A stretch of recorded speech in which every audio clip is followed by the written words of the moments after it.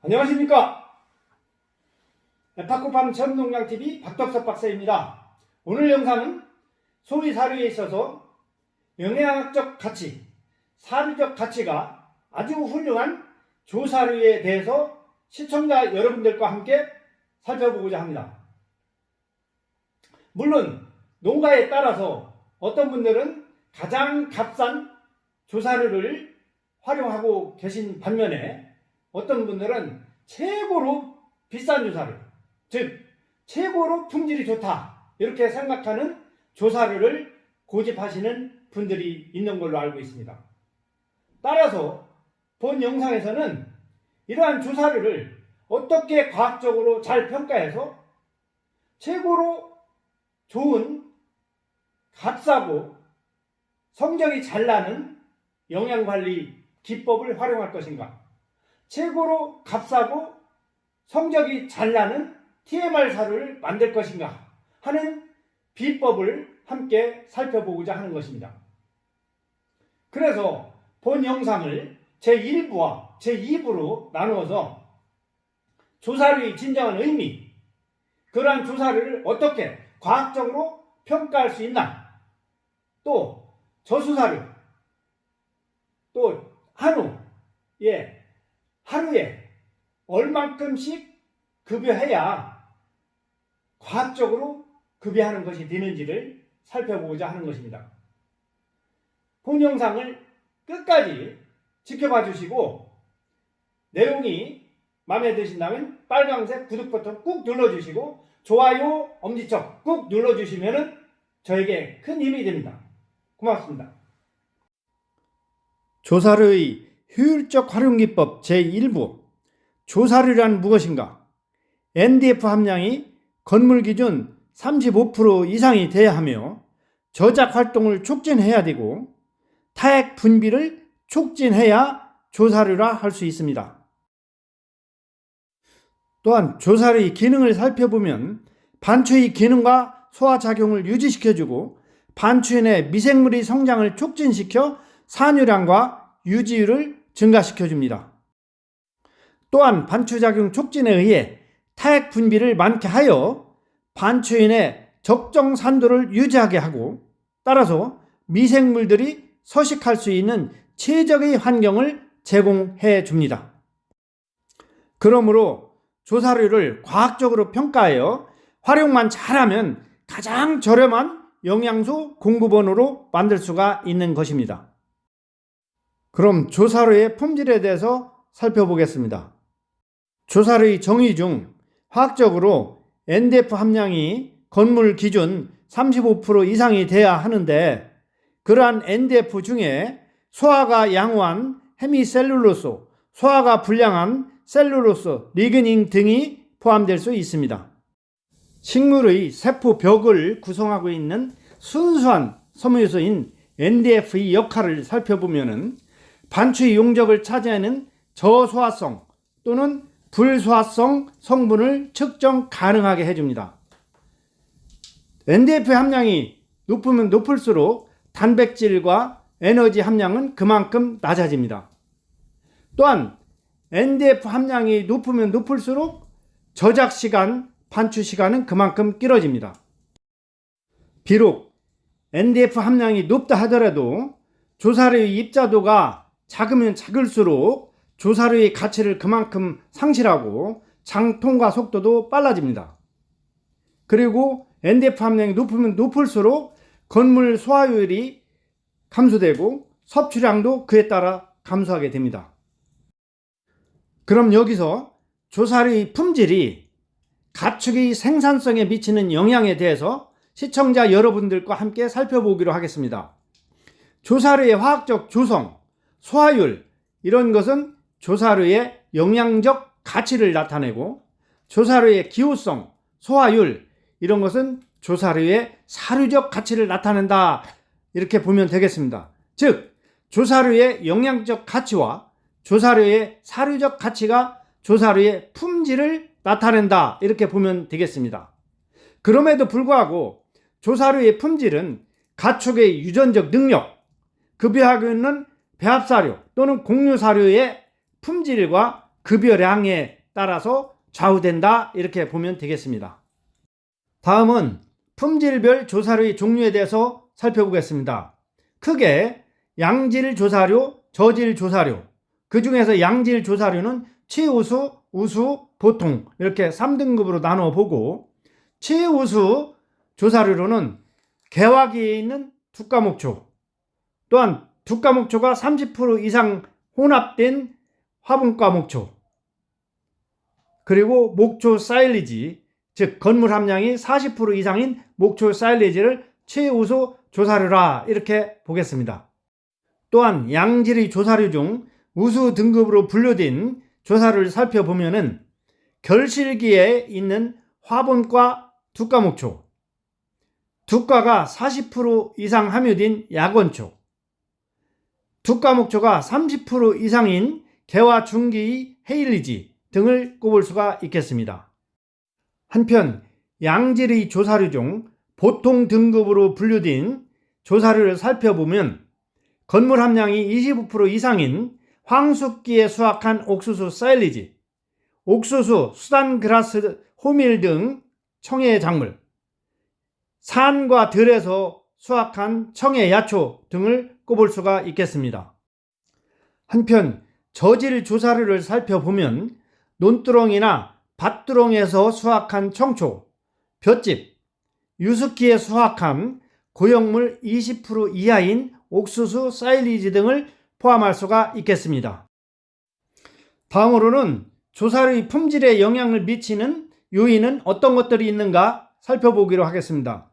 조사료의 성숙 단계, 화학적 조성분, 상대적 사료 가치, 이물질 함량, 물리적 특성, 냄새, 수분 함량 등을 포함시킬 수가 있겠습니다. 참고로 알팔파의 성숙 단계에 따른 화학적 조성분, 소화율 및 사료 섭취량의 변화에 대해서 살펴보겠습니다. 표에서 보시는 바와 같이 영양생장기에 있는 알팔파의 건물 섭취량은 소체중의 3.34%, 조단백질 함량은 22.4%, 조단백질의 소화율은 77.6%, 에너지 소화율은 64.3%인데 반해서 25%의 개화기에 있는 알팔파의 건물 섭취량은 3.06%, 조단백질 함량은 17.2%, 조단백질의 소화율은 73.3%, 에너지 소화율은 52.9%가 되겠습니다. 이와 같이 모든 식물은 성숙 단계에 따라, 즉 나이가 먹음에 따라 수분 함량과 조단백질 함량은 감소하고 NDF 함량은 증가하는데, NDF 함량 중에서도 리그닌 함량이 크게 증가하게 됩니다. 따라서 건물의 섭취량도 감소하고 유기물의 소화율도 감소하게 되어 에너지 함량도 감소하게 되는 것입니다. 여기서 성숙 단계에 따른 목초의 사료 가치 변화를 살펴보면 이른 봄철, 즉 어릴 때 예측한 조사료는 TDN 함량이 70% 이상이었던 것이 여름철에는 50% 정도, 가을철에는 50% 이하로 추정하면 되겠습니다. 이러한 현상을 이해하기 쉽게 요약해서 말씀드리면 수확기가 지난 목초의 섬유소 소화율은 하루가 지나갈 때마다 0.3 내지 0.5%씩 감소한다고 보면 되겠습니다. 다시 말씀드려서 동일한 목초가 수확기가 지난 후에 열흘 간격으로 수확을 한다면 섬유소 소화율이 3% 내지 5%가 차이가 날 수 있다, 이렇게 보시면 되겠습니다. 예를 들어 알팔파의 경우 출수기에서 개화 후기 동안에 단백질 함량이 하루에 0.2%씩 감소한다고 합니다. 참고로 목초의 소화율이 1%가 감소하면 건물 섭취량은 3%가 감소하고 전 비우기 동안엔 120kg의 유량이 감소한다는 보고가 있습니다. 한편 조사료는 저장 방법에 따른 고형분 손실이 발생하게 되는데, 들에서 말린 건초의 경우 비를 맞췄을 때는 32.6%의 고형분 손실이 발생하고, 그렇지 않은 경우에는 17.4%의 고형분 손실이 발생되므로 비를 맞추면은 그렇지 않은 경우에 비해서 약 2배 정도의 고형분 손실이 발생한다, 이렇게 보시면 되겠습니다. 또한 고수분 사일리지의 경우 고형분 손실이 23.2%인 반면에 예건 사일리지는 16.1%의 고형분 손실이 발생한다고 합니다. 그럼 여기서 젖소에 대한 조사료의 급여 수준을 살펴보면은, 건초만 급여할 경우에는 젖소 체중 100kg당 2 내지 3kg의 건초를 섭취할 수 있다고 합니다. 수분 함량이 10 내지 15%인 건초 1kg은 사일리지 2.5 내지 4.5kg에 해당된다고 합니다. 3kg의 양질의 건초는 2kg의 곡류 사료와 견줄 수 있다고 합니다. 방목의 경우에는 45 내지 90kg의 목초를 섭취할 수 있다고 합니다. 이것은 체중의 10 내지 15%에 해당된다고 하네요. 젖소에게 저질 조사료, 즉 볏짚 같은 것을 급여할 경우 체중 100kg당 최고 1kg 섭취가 가능하다고 합니다. 예를 들어 체중이 100kg인 젖소의 경우는 최고 7kg을 섭취할 수 있다는 얘기가 되겠습니다. 한편 젖소의 최소 조사료 섭취 수준을 보면은 하루에 총 사료 고형물 섭취량의 3분의 1 수준 또는 체중의 1.5%의 건물을 섭취해야 된다는 것입니다. 따라서 볏짚과 같은 저질 조사료만으로는 젖소의 최소 조사료 섭취 수준을 맞출 수가 없다고 보면 되겠습니다.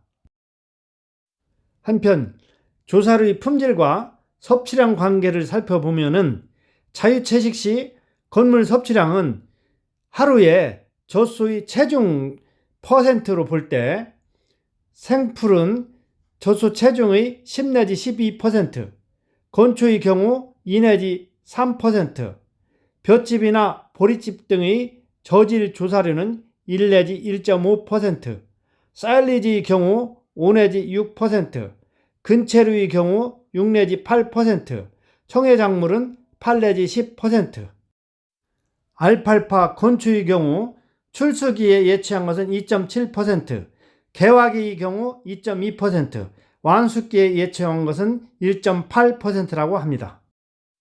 한편 NDF 함량과 조사료의 적정 섭취량을 보면은 적정 NDF 섭취량은 체중의 0.9%라고 합니다. 따라서 조사료의 건물 섭취량은 NDF 함량이 45%일 때는 13kg의 건물 섭취량이 되고 60%의 NDF 함량일 경우 건물 섭취량은 9.75kg이라고 합니다. 이와 같이 조사료 중 NDF 함량이 높으면 높을수록 건물 섭취량은 적어지게 되는 것입니다. 지금부터는 주요 원료의 적정 사용 수준을 살펴보겠습니다. 사실 소사료의 경우 돼지나 닭 사료와는 달리 수분 함량이 천차만별로 다르기 때문에 원료 사용 수준을 퍼센트로 나타낸다는 것은 적절치 않다고 생각합니다. 왜냐하면 소는 퍼센트로 먹는 게 아니고 중량, 즉 그람이나 킬로그램 단위로 섭취를 하기 때문입니다. 표에서 젖소의 건물 섭취량은 24kg를 기준으로 하였고 습사료를 제외한 사료는 건물 함량을 88%를 기준으로 하였습니다. 수분이 75% 정도인 사일리지의 경우에는 하루에 최대 섭취량이 15 내지 20kg 정도 되고 볏짚의 경우 3 내지 4kg 정도를 권장하고 있습니다. 그러나 사실 고능력의 젖소일 경우 볏짚과 같은 저질 조사류의 섭취량은 감소하게 된답니다. 알팔파 펠렛의 경우 하루에 5 내지 6kg, 알팔파 건초의 경우 2 내지 4kg, 화분과 건초의 경우 15 내지 16kg이 적정 사용 수준이라고 합니다. 사실 국내 시장에는 활발하게 유통되고 있지는 않으나 기후성이 좋고 조단백질 함량도 30% 이상 되어 대두박이 대체 가능한 아마박은 사용 수준을 정해놓지 않고 있습니다. 즉 많이 먹여도 된다는 얘기입니다. 엿 생산 공장에서 부산물로 나오는 엿밥은 기후성이 불량하여 2 내지 3kg 정도의 권장 수준을 갖고 있습니다. 생전지대두의 경우 조단백질 함량이 38% 정도로 높아 좋으나 요소 분해 효소인 유레아제를 함유하고 있어 고창증을 유발할 수 있고, 또한 전지대두 중의 지방이 불포화지방산 함량이 높아서 반추의 환경에는 위해합니다. 따라서 2 내지 2.5kg 정도가 적정합니다.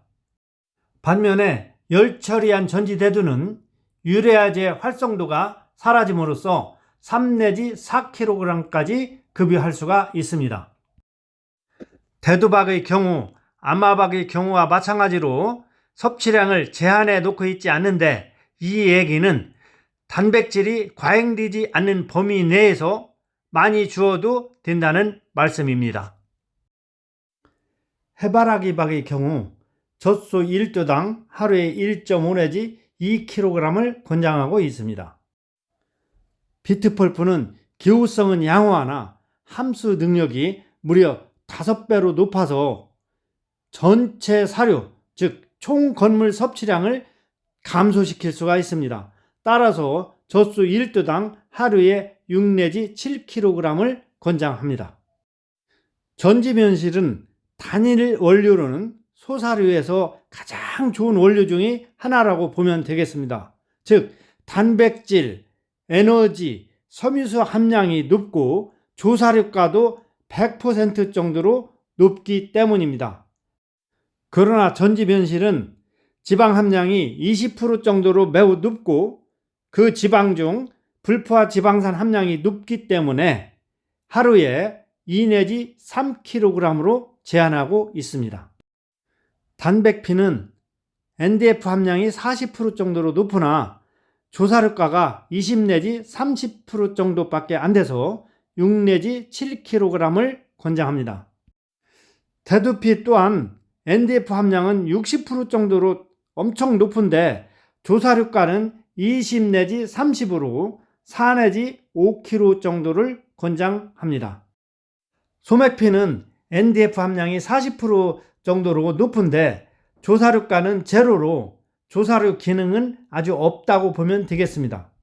또한 기후성도 좋아서 무제한 급여해도 되는데 젖소에게는 유질 향상을 위해서는 하루에 1kg 이하로 급여하는 것이 바람직하다고 합니다. 맥주박은 하루에 18 내지 23kg 정도를 권장하고 있는데 전체 TMR 사료 중 수분 함량을 50% 이내로 맞추는 것이 바람직하다고 볼 수 있습니다.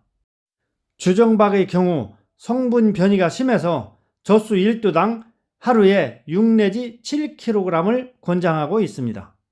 콘그루텐 밀은 보호 단백질이 약 60% 정도로 돼서 좋은 원료이나 기후성이 나빠서 하루에 2kg 이내로 급여하는 것이 바람직합니다. 닭밀의 경우에는 젖소 1도당 하루에 3 내지 4kg을 권장하고 있는데 너무 많이 급여할 경우 산독증 우려가 있기 때문에 많이 급여를 권장하지 않고 있습니다. 오늘 영상에서는 조사료의 진정한 의미, 조사료의 평가 방법, 조사료의 적정 사용량에 대해서 함께 살펴보았습니다. 다음 영상에서는 TMR 배합 시 저렴하고 과학적으로 조사료를 사용하는 비법에 대해서 설명하고자 합니다. 이를 위해서 UUNDF, 물리적 UUNDF에 대해서 함께 살펴보고 유사한 특성을 가진 원료를 동시에 여러 가지 사용할 때 최대 사용 수준을 알아보는 시간이 되겠습니다. 지금까지 시청해 주셔서 대단히 고맙습니다. 본 영상이 마음에 드셨다면 빨강색 구독 버튼 꾹 눌러주시고 좋아요 엄지척 꾹 눌러주시면 저에게 큰 힘이 됩니다. 고맙습니다.